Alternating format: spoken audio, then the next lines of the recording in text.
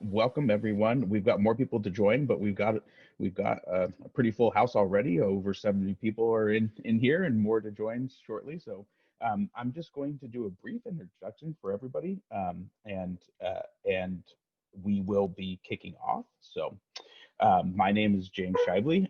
I will be your host this evening.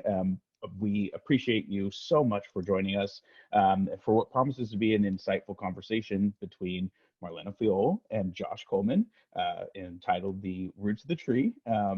Before we get started with introductions, I want to remind everybody, please be respectful in the call.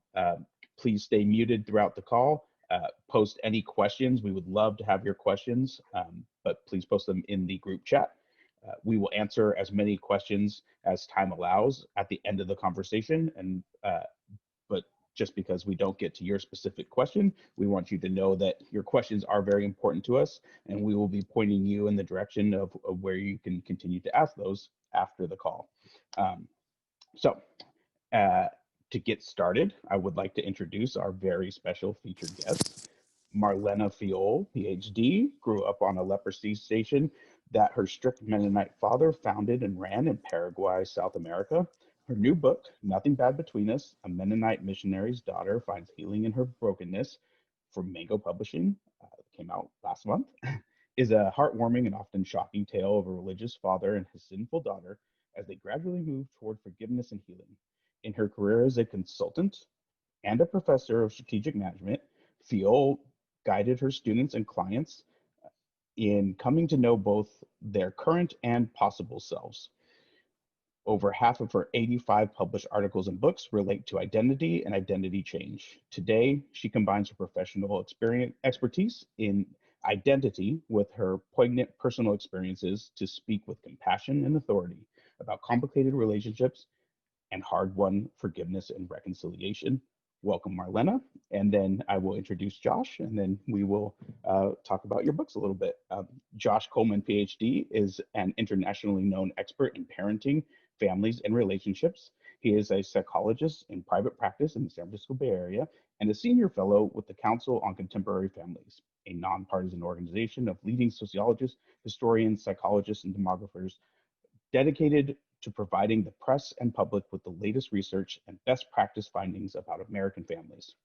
A frequent guest on NPR and Today, his advice has also appeared in the New York Times, The Atlantic, The Wall Street Journal, CNN, Chicago Tribune, and other publications. A popular conference speaker, he has given talks to faculties at Harvard, the Weill Cornell Department of Psychiatry, that one always gets me, and other academic institutions. He has weekly webinars for estranged parents and blogs on parent-adult-child relationships for the UC Berkeley publication Greater Good magazine. His latest book, Rules of Engagement, Why Adult Children Cut Ties and How to Heal the Conflict, from Harmony Penguin Random House, due out in 2021, is available now for pre-order. So welcome to both of you. Thank you so much for joining us. We're going to start with you, Marlena. Would you like to give us a little insight into your latest book and perhaps read a short excerpt for us? Absolutely. Thank you, James. And thank you, Josh, I love being here with you. Thank all of you who showed up tonight. I hope that it's a very meaningful session for you. My book begins, as James mentioned in the intro, with scenes of my childhood. I grew up on a leprosy compound that my hero doctor, Mennonite father, founded in Paraguay, South America, the year that I was born. And it invites readers into my fierce struggle between opposing forces. On the one hand, I longed for acceptance. I longed to belong and to be accepted and loved by my father, by my Mennonite church. And on the other hand, I rebelled against the rules that were placed upon me. And that rebelliousness inevitably led to me experiencing abuse and rejection. Now, the setting that I just described is not likely to be familiar to most of you. Growing up around leprosy patients in a low German Mennonite community in Paraguay is not likely to be something that you necessarily know a lot about. However, my struggle to the longing to be a part of a community, and at the same time to feel like I needed to be free of the very often abusive constraints that were put on me, that's not that uncommon. And it relates to our topic tonight.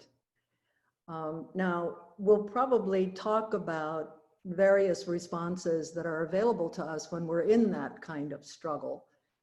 And I'm also willing to talk about some of the horrendous mistakes I made along the way. But let me just say that the book ends with hard-won reconciliation within myself, but more importantly, more importantly within myself, but also with my Mennonite church and between my father and me. The title of my book, which James talked about, Nothing Bad Between Us, refers to something my father and I said to each other at every goodbye for the last 2 decades of his life. And we said it in our native Low German, "Da ist nichts zwischen uns," and it means there is nothing bad between us. And I'll leave it at that, and we can talk about other pieces of it later in our conversation. But a quick excerpt. I'm going to read from the prologue at the very beginning of the book. In the dark, squared-off pews of the German Mennonite church sanctuary sat my accusers, stern and silent, all eyes converging on me. I dropped my head and concentrated on the rectangular pattern of the tile floor. The closed church shutters kept out the fiery late afternoon Paraguay sun. The weight of the musty trapped air was suffocating. Pastor Arnold Enns, a short balding man with stooped shoulders and a large belly, stretching the seams of a black jacket a few sizes too small for him, had ushered me in through a narrow door at the front of the church. We walked beside the choir platform where I stood to sing each Sunday, and behind the organ that I had played for 7 years, since I was 11. A single straight-backed wooden chair had been placed next to the pulpit. The pastor signaled for me to sit. I made my way to the chair without looking up. I had dressed judiciously for this meeting. My dark gray skirt hung well below my knees. My arms itched against the starched long sleeves of my white shirt, buttoned neck high. I had pulled my wild reddish brown hair into a tight bun at the nape of my neck. I wore no makeup. Pastor Enns addressed the rows and rows of pews in High German. Although Mennonites in Paraguay all spoke the guttural, mostly unwritten Plotdeutsch, Low German, to one another, in church we spoke only the more dignified High German, which was a distinctly different language. For example, church excommunication in Plotdeutsch is Tjoitjebon, while in High German it is Kirchenverbot. We have called a special church meeting on this first Sunday in January to discuss your sins and to determine the consequences, Pastor Enns said, turning to me. Heavy silence. I swallowed hard to keep acid from rising in my throat. And the very end of the preface, I heard nothing further. They had just taken away from me all that I held most dear about the Mennonite church. I loved the music, but it wasn't just that. I had been a soloist in the choir, and the church leaders consistently had shown such appreciation for my organ playing. How was I supposed to face these people now? I imagined the word unclean stamped in red letters on my forehead. The prayer finally ended and people rose to leave. I watched my father's rigid back as he strode out and disappeared. Thank you so much, Marlena. That was wonderful, and welcome. And now I will send it over to Dr. Joshua Coleman. Josh, would love for you to give us some insight into your upcoming release and possibly read an excerpt if you have time. Yes, sure. I'm happy to. And thank you both for having me. And thank you, Marlena, for having me on your podcast a few months ago. That was a really stimulating conversation. And so I was grateful to become more familiar with your work and approach. This book is in some ways a sequel to my book that I wrote 12 years ago, When Parents Hurt, which was a book written for parents who are estranged from their adult children. It grew out of an estrangement that I had with my own adult daughter for several years when she was in her early 20s, which eventually blessedly reconciled. And it was, that book was a lot about kind of finding my way back to her and sort of summarizing what was known at that point. And this book in many ways is what I've learned in the 12 years since that book was published. Since that time, I've done tons of webinars, I've counseled thousands of families, I've read thousands of emails through my Monday free Q&A. So I feel like I've gotten much more into the fabric of what causes estrangement, what it's like to be an estranged parent, what it's like to be an estranged grandparent, kind of the ongoing agony of that. And in particular, talk much more about the sociocultural, economic, historical factors that cause estrangement. So this book is there's a little bit of memoir in it, but there's also quite a bit of history and sociology and psychology. And it's also based on a 1,600 estranged parent survey that I did through the University of Wisconsin at Madison. So I'll just read a little bit. The book is, the title is Rules of Estrangement, Why Adult Children Cut Ties and How to Heal the Conflict. Okay, so this is from the very beginning in the intro. Sad, scared, and pissed off. I assume you picked up this book because those words describe how you feel right now. Sad you haven't had any contact with your adult child or grandchild. Scared you don't know if you'll ever see them again. And pissed off because you don't deserve to be treated this way by your own child, especially one to whom you've been so devoted. Or maybe you picked up this book because you're reeling from the fact that your child wants nothing to do with you, and you have no idea why. Maybe you know you made some pretty big mistakes, but assume that the conflict was resolvable. We'll get over it like we always do. No need to panic. To, wait, what does he mean he needs to take a break from our relationship? To, wait, how was I not invited to her wedding or the birth of my grandchild? Every time I'm interviewed in national media, I'm besieged with referrals and emails from estranged parents who all say the same thing. I thought I was the only one. Parents don't talk about estrangement to their friends, coworkers, even their own family, because they fear judgment. They fear someone will say or think, what did you do to your child? It must have been something terrible. So let me start by saying maybe you didn't do anything to cause it. While there are plenty of troubled parents in this world, many of those who contact me are some of the most dedicated, educated, and loving parents of any generation.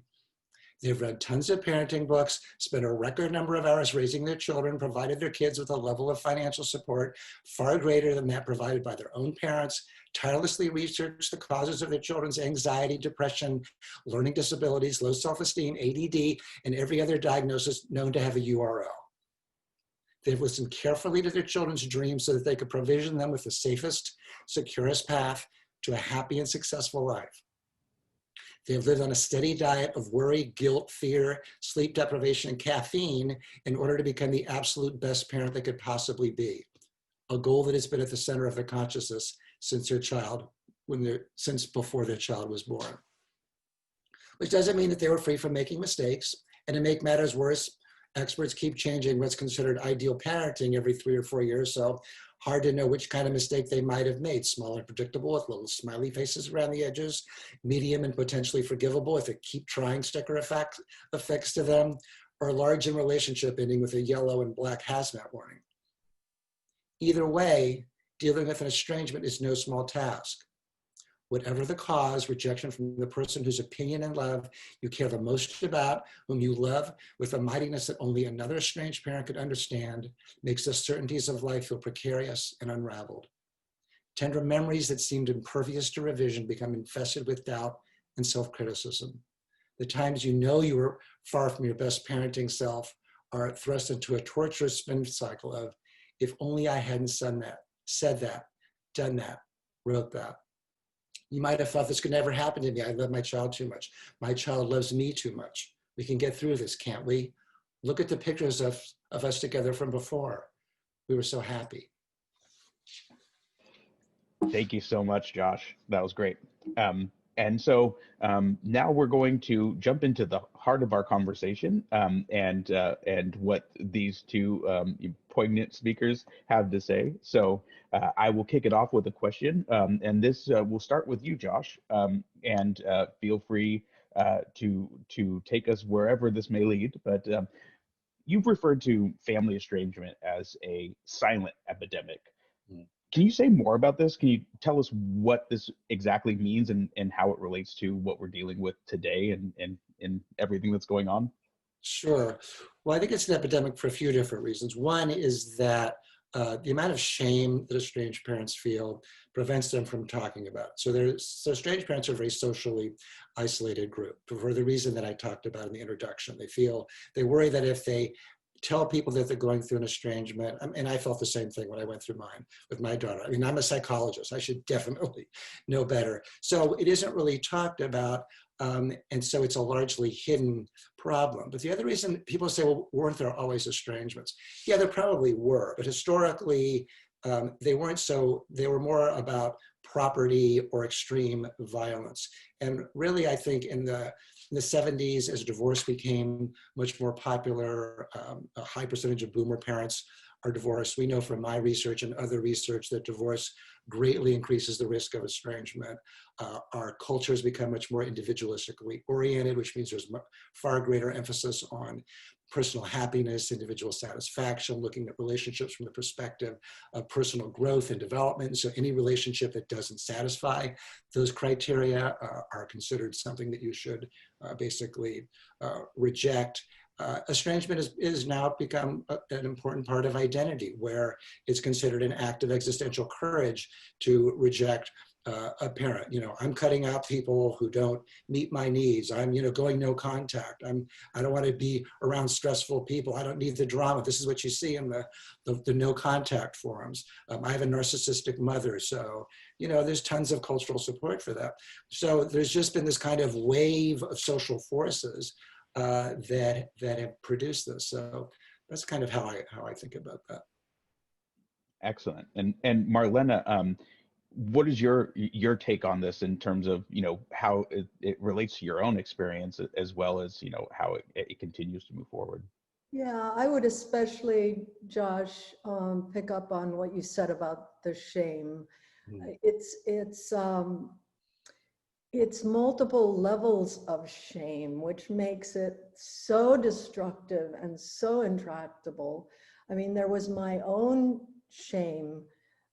There was our family's shame, and we dared not talk about it. And as in many families, I don't think my family was that unique.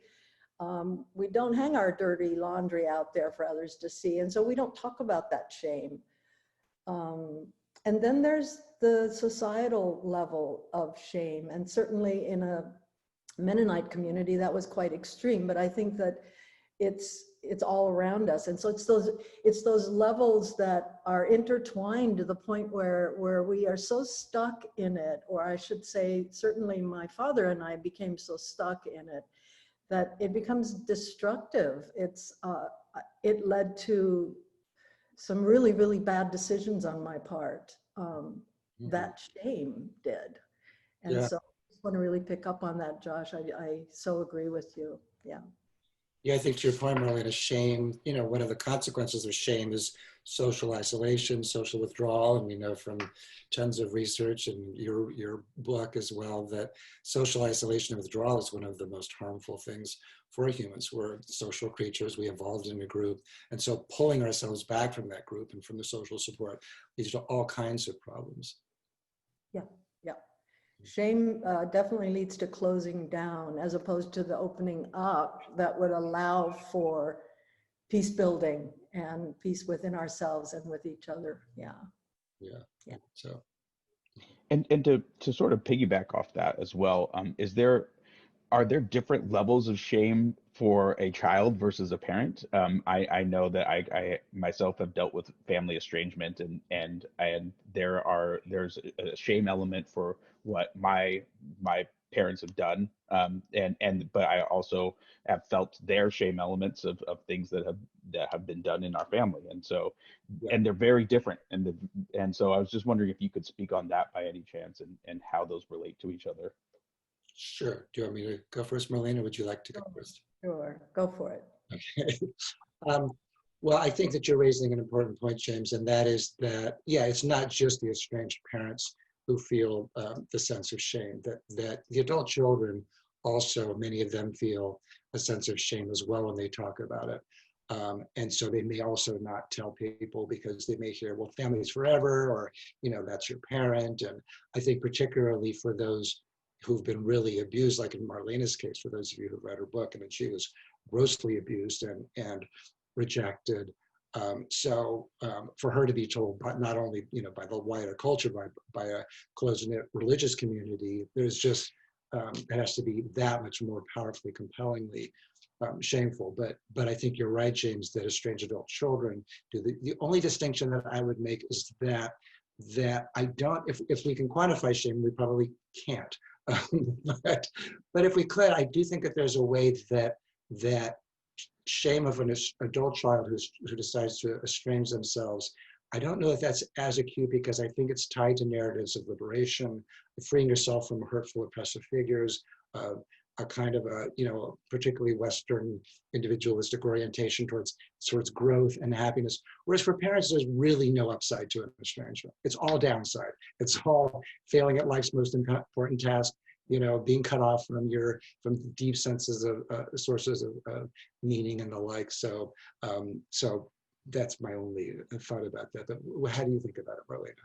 Yeah, and completely. I of course agree with that. And I would also say, and this is something that you write about a lot and have talked about, Josh, and that is that the shame hits so much more deeply in many cases for parents, because it's tied to what we think of as essentially who we are.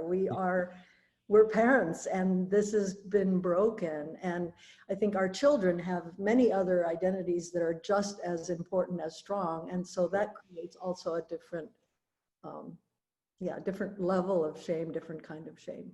Yeah. The other thing I'd want to add to that is that there's some research out of both the Pew Research Center and the what's it called? IASC out of University of Virginia. I think it's the Institute for Advanced Studies of Culture. And both groups did these large surveys and found that parents raising children for the past probably 2 to 3 decades, what they most want is to be their child's best friend. And the reality is that the majority of people aren't estranged, but what it means that for those who are estranged is that it's that much bigger of a failure and that much bigger of a wound. Like my parents, I had blessed with reasonably good parents. I mean, I think that they wanted me to like them. I don't think they had any aspiration to be my best friend or for me to be theirs. So whatever distance there was, it wasn't such a kind of an injury to them. But if your ideal is to be your child's best friend and your child rejects you, then this is just layers and layers of failure. Yeah. Absolutely. And before we jump to the next sort of layer of this, to to borrow what you said, we did have one question that I did think was interesting to sort of throw in the mix here. Is there a difference in your mind between shame and guilt in terms of, especially on the parental side? Is there a difference between that, or are they sort of intrinsically tied together? Mm-hmm. And do you want me to? I that's, I mean, Marlena, if you have any insight into that, I mean, I'll start it off, yeah. and then Josh, I'm sure you have a lot to add. I would think that it's our feelings of guilt that lead us to feeling shame, and so there's a bit of a causal connection there. If I feel no guilt whatsoever, I'm not likely to feel shame. That's a good point. Yeah. Seems causal to me. What else would you add to that, Josh? No, I think that's a really important point. Yeah, I would add that shame is sort of who we are and guilt is kind of what we do. So I can feel guilty for an act, but still feel like I'm inherently a good person. But shame to me is just, it's a judgment that you're just, there's something incredibly defective about you. So, Yeah. yeah. Fascinating. Okay, great. In terms of the next question, this one we're going to is for Marlena to start with, and then Josh, please fill in after. But Marlena, what does forgiveness mean to you? Your book is a lot about forgiveness and reconciliation, and we're going to get into the differences in that in just a little bit. But what does forgiveness mean, and why is it important?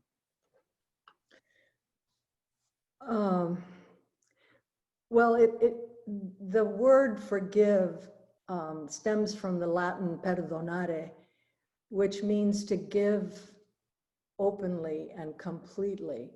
And my own personal take on forgiveness is that it's a gift I give to myself openly and freely. It's giving myself the healing power of releasing anger and releasing resentment. I see it as having very little to do with the person I think harmed me, very little to do with whether or not that person even believes they harmed me, or whether there is even a need for forgiveness. I think all of that is in some ways irrelevant. If I hold resentment and I hold anger, then perdonare means I give completely release to those feelings, which is for my healing. It's for my personal growth. Josh? I love that. That's really lovely. I haven't heard of that as a definition, but that's very powerful. Yeah. Yeah, I mean, I think to be able to forgive ties back to shame. Not being able to forgive somebody in some ways means that we, in some ways, are defending ourselves against the accusation. And we're holding onto the anger as a way to protect ourselves from feeling, internalizing that the injury or the insult or the wound that has been kind of visited upon us. So to forgive. So I will sometimes tell people, you can't really forgive the other person until you know that you don't deserve to have been treated that way. You know, once you sort of know, and you know, this is true for so many adult children who really have been deeply wounded by their parents through various kinds of abuse. They have to sort of know that the parent, like, that's what I think is so useful about a book like yours, Marlena, is because you really were put through, you know, various levels of hell and still were able to find your way back. But you probably were able to do it because of all the work that you did on yourself and the way that you were able to see that your parents they had their limitations. And there was a study that was done that showed that when adult children explain their estrangements, they do it from the psychological traits in the parent. And when parents talk about the estrangement, they do it in a much more contextual way. They sort of talk about whether it was the child's divorce or the parent's divorce or who the kid is married to or that kind of thing. And there's also research to show that when we look at explain people's behavior in terms of their personalities or their traits, we're less likely to forgive. We're much more likely to feel victimized by them, and we're much more likely to see them as being kind of irredeemable. But the more we can see them in the context of behavior, and this is why I think we need to have much more discussion about kind of parents really doing the best that they could do, even parents who were very hurtful and destructive. I don't think any parent really ever, you know, as a child aspired to be an abusive, destructive parent. I think our culture becomes much more too tied into this notion of free will. So I think seeing that your parent did the best they could, even when that good was actually quite hurtful, is liberating, not only to that parent, but it's also in terms of your own being able to see that you didn't really deserve to be treated that way. Yes, yes. And I think that boldly facing the wound, boldly facing the hurt that was done is incredibly important work in forgiveness work. Otherwise, it's some kind of fake forgiveness that we just glibly hand out, and it really is not understanding what the wound was, being honest with ourselves and being present to ourselves and witness to what happens is a really important part, I believe, of truly forgiving. Yeah, I think that's what, I'm sorry, you finished? Yes. Okay. Yeah, because that reminds me of, one of the big parts of my work strategically with estranged parents is to have them write an amends letter to the adult child where they take responsibility for the hurt they did, and the more that they can kind of do it in a very direct way, the better, the more effective it is, the more it's much more likely to reach the child.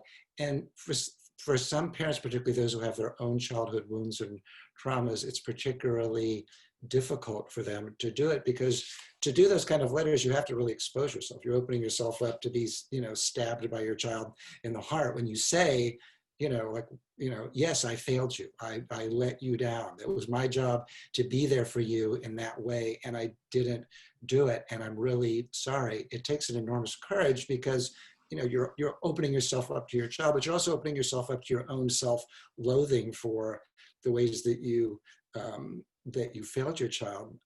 And so, kind of to your point, Marlena, in doing that, though, ironically, in accepting the ways that we failed our children or anybody else that we love, we're actually strengthened in the act, because we're sort of, we can't kind of white knuckle it through life and keep everything down out of our awareness. If we made these massive mistakes in whatever way, we're far better off kind of just putting them out there and accepting them, and getting into some position of serenity rather than white knuckling it. So it's not only better for our communication with our children or other people that we failed, but also in terms of our relationship with ourselves.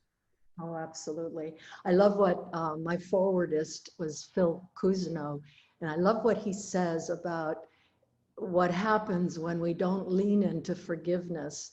What happens, and his words are, what happens is soul rust. Soul That to corrode us from the inside out. Isn't that fabulous? It's really good. Yeah. That's good. I like that. Mm-hmm. Excellent.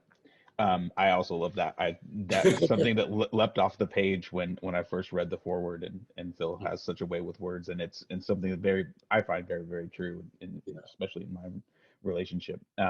And kind of rolling with that question, and we'll keep it with you going first here, Marlena, in terms of I know you have a lot of thoughts on this topic, but what is the difference between forgiveness and reconciliation, and how do they relate, and is one possible without the other, and what do we do with that? What do we do with the idea of forgiveness and reconciliation being two separate entities? Well, at the most basic level, forgiveness is what I do. Reconciliation is what we do together. So I think one very important difference is that I myself am in control of forgiveness, and I have the choice every single day to forgive. And it's my choice alone. Whereas reconciliation, I can put out a hand, but if the hand doesn't come toward me to clasp, then we will not reconcile. And so it's both of us, or all of us involved. I think there's some other things we'd like to get into probably in the conversation around reconciliation, but I'm going to leave it at that and let you tell us some more thoughts that you might have, Josh. And then I'd love to talk some more also about what the process of reconciliation looks like, and what would tend to work and what doesn't. But I'll stop there, and maybe you can jump in, Josh, and we'll go from there. Yeah, the only thing I would add is that I commonly tell people that forgiving doesn't mean that you have to forget.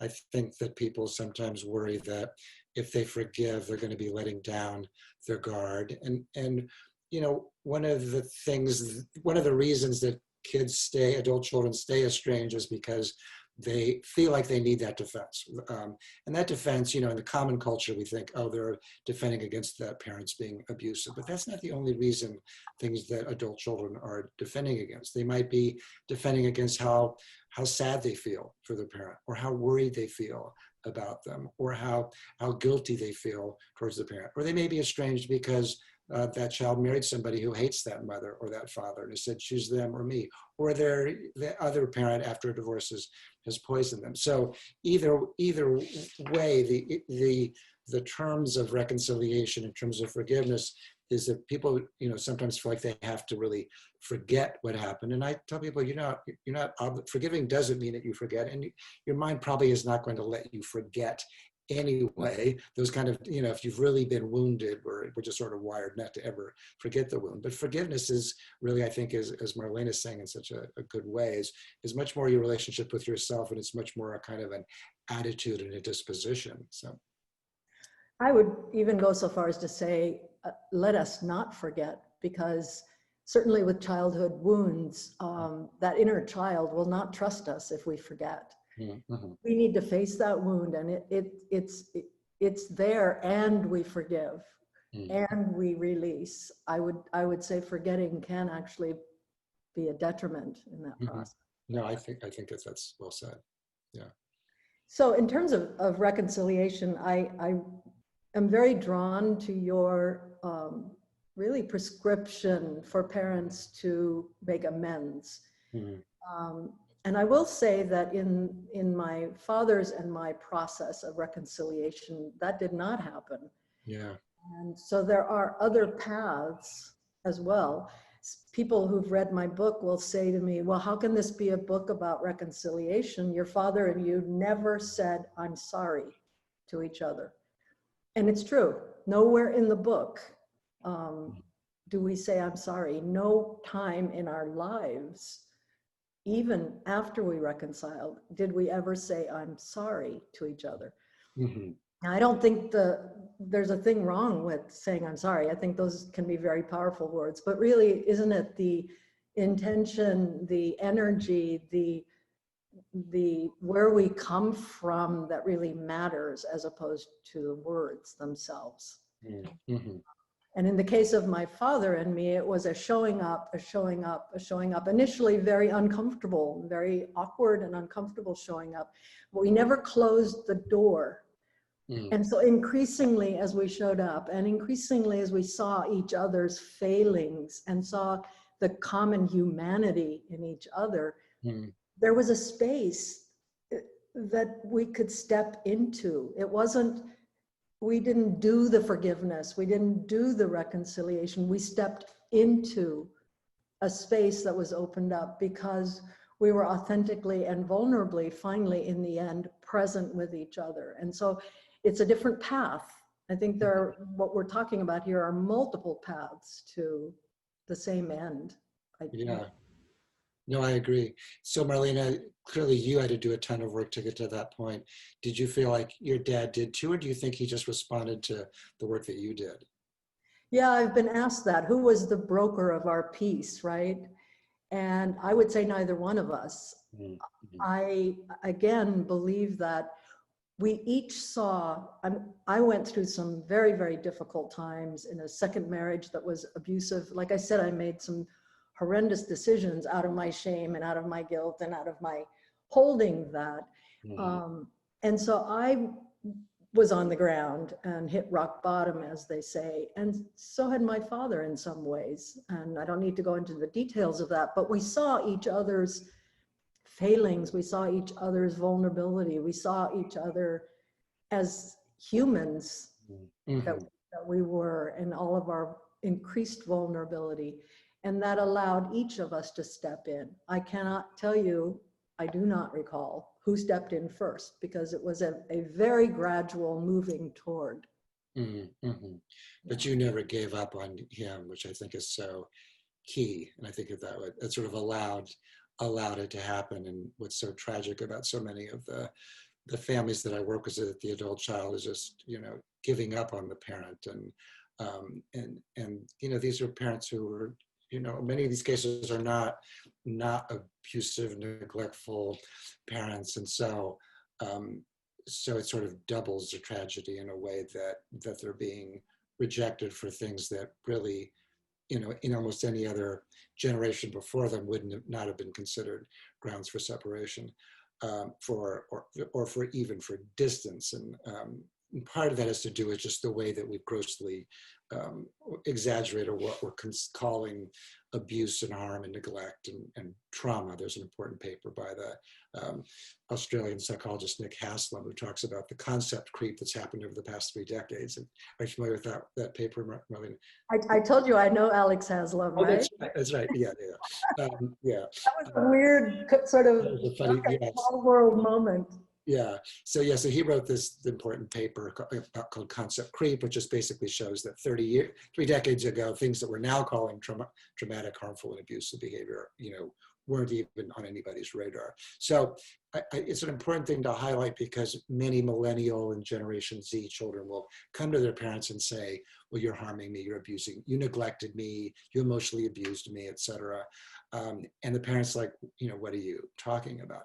So what I commonly tell parents is, it's really incumbent on you, if you want a reconciliation, to learn their language and to speak the language of your adult child. If your child feels like that constituted emotional abuse or neglect or harm, you have to speak the language that they're using, not the language that you're using. And so in terms of the strategies that I use, Marlena, it's really all about not being defensive, finding the kernel of truth, writing an amends letter where you do talk about the mistakes that you made. The more courageous you are, the more compelling you're going to be, and not explaining, not saying, well, you were difficult, or well, I was in a tough marriage, or I didn't have much money, or we didn't know. Any of those things are just not going to make your child feel that you're really interested. And I really want to highlight that, the younger millennials and Generation Z are much more growth oriented. So relationships have to kind of meet those terms. And if they don't, then the adult child's not going to be really interested in engaging. So all the strategies that I talk about have that really at the forefront, that it has. So I'll commonly tell parents to say that I want to have a relationship with you that feels healthy and respectful of your boundaries, and one, that feels good to you. And I mean, I never had that conversation with my parents. I know you didn't, Marlena. But that's the conversation that the parents need to be having today if they want a reconciliation. And continue to show up and continue to show up and continue to show up is so important. As soon as we close that door, then none of this, there are no strategies left. That's true, although I do counsel parents, if they've been trying for several years and they're getting nothing and their kid's an adult, at some point it may make sense to step away for at least a year, just to give the child something, that the adult child something that they need, and create a new space, and to give them an opportunity to miss the parent, and that kind of thing. But in general, yeah, you want to show that you're available, you're committed, you're interested, those kinds of things. Yeah. And sort of to and I don't mean to cut you off, Marlena, if you had something to, okay. I think I know where you're going, though. Yes. And so if that reconciliation process either hasn't begun or has stalled, especially we've just had Thanksgiving happen, recently, what advice do you have, Josh, for dealing with the estrangement process during, not just the holidays, but also in the midst of this pandemic now, and how that affects you going forward, and when is a good time to start that reconciliation process back up, or when is a good time to sort of let it pause down for a while? Yeah, no, it's a good question. Well, I mean, in general, I think parents should, always start with an amends letter, just, one really good one. And then, maybe a follow-up after 6 weeks, or say, just checking in to see, if you've had a chance to read my letter, if you had any reactions, positive or negative. I, would love to hear either way. Promise to listen from the perspective of just learning and not in any way to defend myself. But if you've been going through several years and there's nothing, or you're getting threatened with restraining orders or having the police called or those kind of things, then I do recommend taking a year off, because at the end of the year, then you can reach out to your child again and say, it was clear that my reaching out wasn't helpful to you, and so I'm reaching out now to see if anything's changed. But in terms of the other part of your question, James, about kind of, which I think is about self-care, I think it's really important. It's very easy when we're going through an estrangement for it to basically ruin our lives, because we care so much about our being connected to our children and how they feel about us. And it's very hard, even if we think our children are completely wrong about us, we still have to, have some portion of our minds that feel like, yeah, but maybe they're right. And either way, it's just enormously depressing and shaming and anxiety provoking. And some parents, talk about wanting to kill themselves. So, so I think the Buddhist perspective, or Buddhism, as probably most of has really kind of invaded Western psychology. And one of the principles that I think is really useful is the distinction between pain and suffering. Pain is the inevitable part of going through an estrangement. There's nothing I can tell you that will make you not feel pain. You're going to be triggered by seeing a parent walking down the street with their adult child or their grandchild, or hearing about the great vacation they took with all of their grandchildren or whatever. You're going to feel something, sadness, etc. But suffering, we don't have any control over that. But suffering are all the things that happen after that. They're all the things that have kind of evolved ostensibly to help us not feel pain, but actually end up tying us to our pain. They're the catastrophizing, they're the shaming ourselves, they're the guilt tripping ourselves, they're the social isolation, all of those things we can learn to become better and better in control of. And things like mindfulness, meditation are very useful because they can keep us really oriented toward, what am I thinking right now? What am I feeling right now? That saying, I don't know who said this, but I think there's wisdom in it, that depression is living in the past, anxiety is living in the future, and resilience and joy come in the present.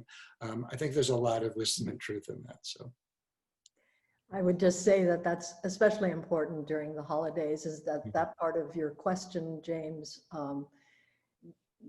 for several reasons that are probably obvious to our listeners, but for one, sensitivities and tensions are that much higher, and there's that much more chance that we're going to not understand each other during times when everybody's sort of hyped up like we are during the holidays. And the other is we see all the happy families around us having all these great get-togethers, and even during COVID, people doing Zoom get-togethers. And so the opportunity for shame is that much greater during the holidays. And then COVID exacerbates it's even more in some ways, because if I'm from my adult children, to the extent that I have no contact with them because of external events like COVID, it doesn't make the heart fonder to be far apart when we are estranged. We're going to get very often hardened in our position if there isn't some communication going on. I understand the issue of needing to back away for a year when there's just no possibility to connect, but to the extent that there is some possibility for connection, I think COVID really makes it that much more difficult, because it pulls us apart that much more at a time when that can harden positions. Yeah, no, I think you're raising a good point, that the holidays, COVID, they all kind of shine a light on the distance. If you're sort of your normal, regular weekday and you're going through an estrangement, then that's painful enough. But if it's during COVID, I mean, so many estranged parents say to me, I really figured that my child would reach out to me, during a pandemic, or they would respond to my reaching out to them, and that kind of thing. And holidays shine that same kind of light. Well, it's the holidays. I mean, can't they reach out now? And don't they care? And don't they remember the good times that we had? So all of those things really make the pain of this much more acute. Yeah. Okay, we are quickly running through our time, a lot of time here, and it's been captivating.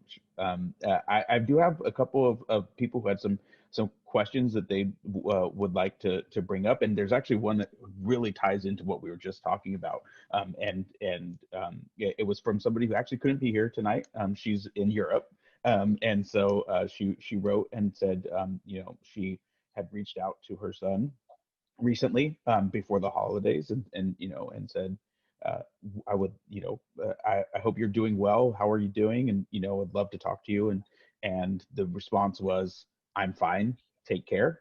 And she really was at a loss for how to proceed. Do this, is there space? And I know you can't give a direct answer to that, but perhaps you can talk about understanding some of the triggers of of communicating with children, Josh, and you know, adult children, and whether or not there are ways to identify when's the time to approach with, as you said, an amends letter, and when's the time to really continue to give them space. And yeah. Yeah, no, it's a good question. Yeah, I think given that kind of a question, that's sort of an interaction.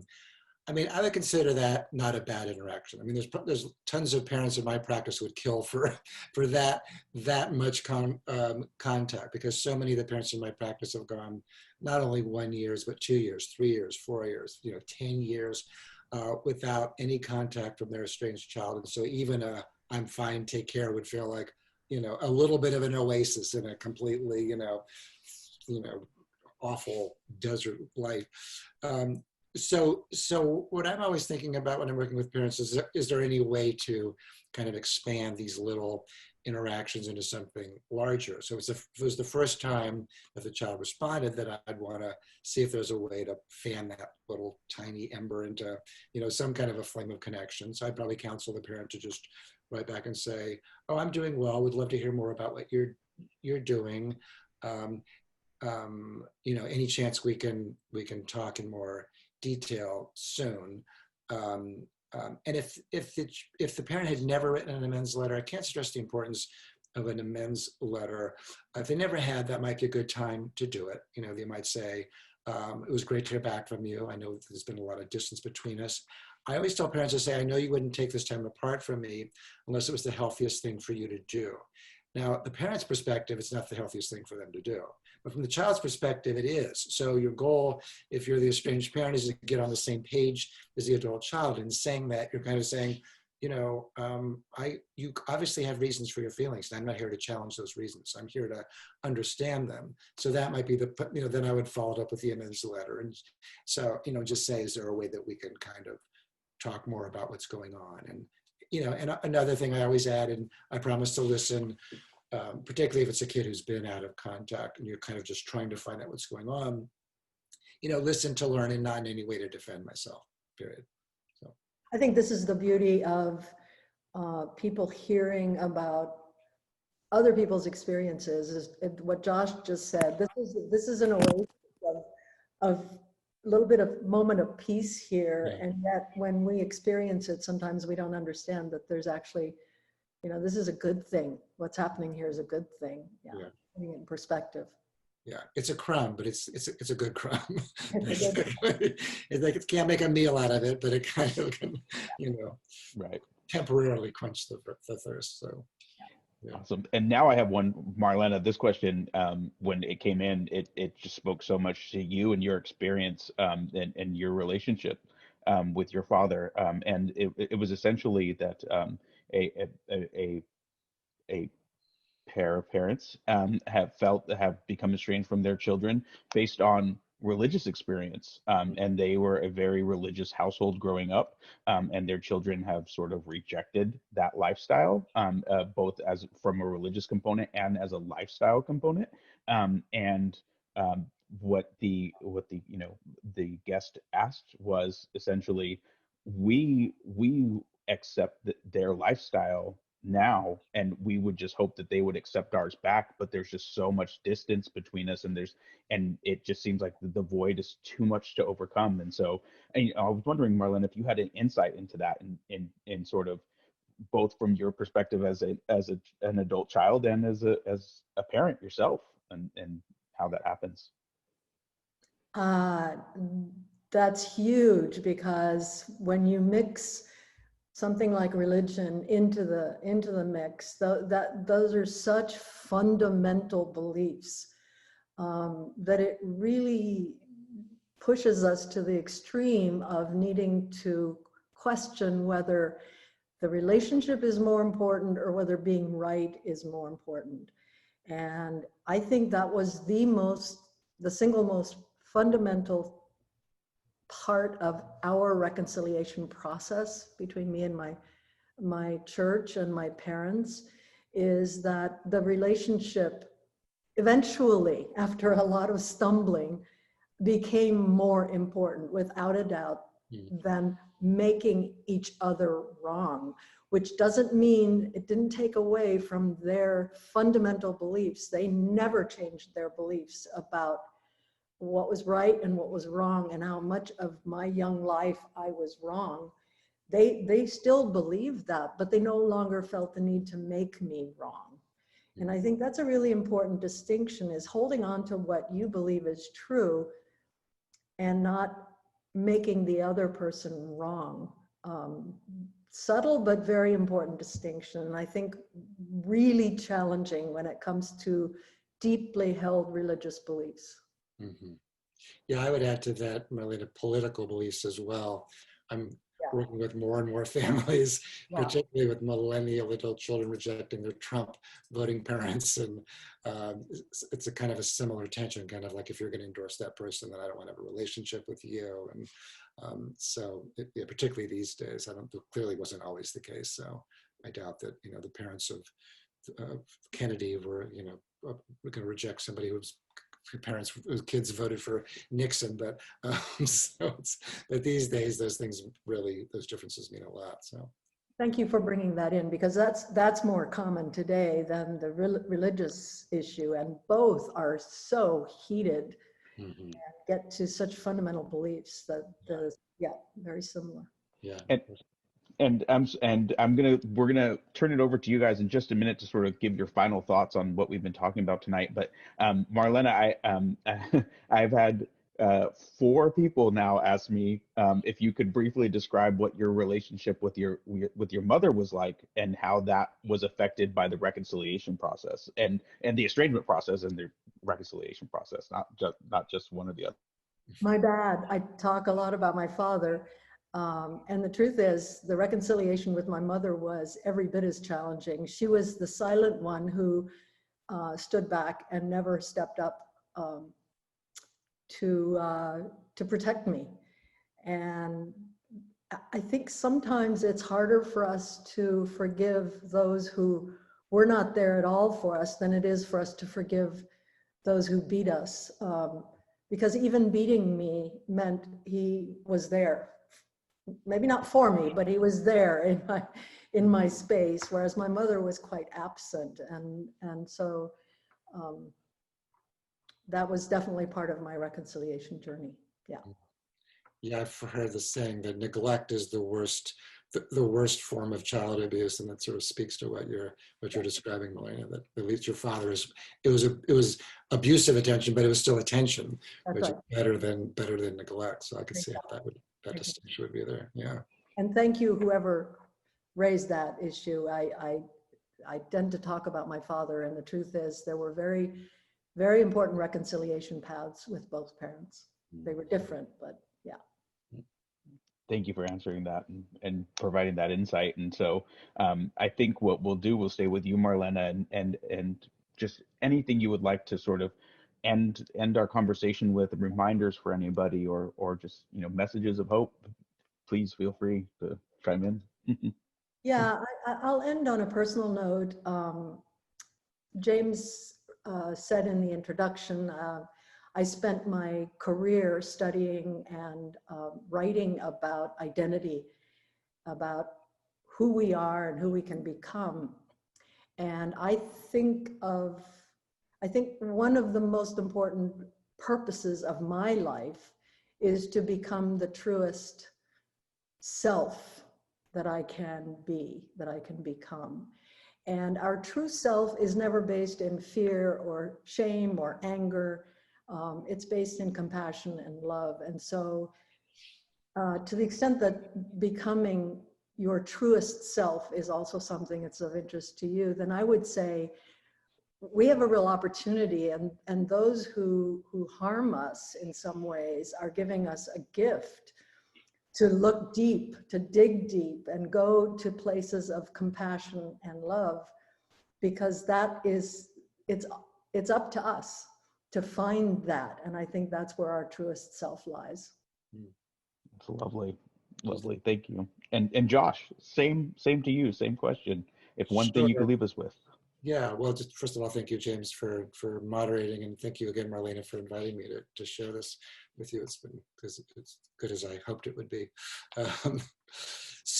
Um, well, I think my big message to estranged parents is one towards self-care, and just to kind of circle back to how easy it is to feel so preoccupied with our children. And I just don't think that, as much as we love our children, we should give them that kind of power. Your children don't deserve to ruin your life. And nobody should be given that kind of power. Your right to a happy, meaningful life is part of your birthright. And whether your mistakes were major or minor, you still don't want to turn that power over to anybody else, especially your child. So that's why self-care, surrounding yourself with people who love you or care about you, doing meaningful things in your life, making sure that you're healthy, getting enough sleep, all those things that we read articles about every day, we read about them because they really matter. So that would be my final word for tonight. I love that final word. That is so great. Self-compassion. Thank you, James, for moderating. And Josh, thank you so much for being here tonight. Thank you. And thank you both. This is an amazing conversation. Thank you to Book Passage for hosting this with us and taking part. And both of your books are available on the event page at Books Passage for Josh for pre-order, Marlena's for order. And we will be sending out reminders of where to find both that link and also the video that has been being recorded this entire time. It will be posted. And so we will be sending that to all the registered attendees and posting it on our social channels as well so that you can find it.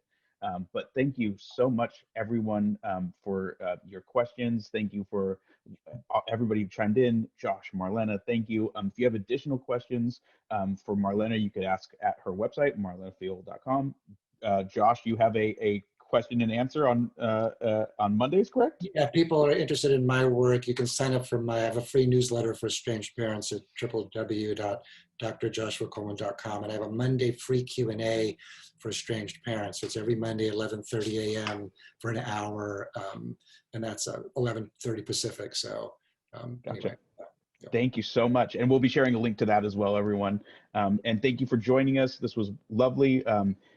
Quiet clap hands here for everyone who joined. And, thank you. Have a great evening and take care. And we, as Marlena would say, remember, we are together on this journey. Thanks, guys. So long, everyone. Thank you.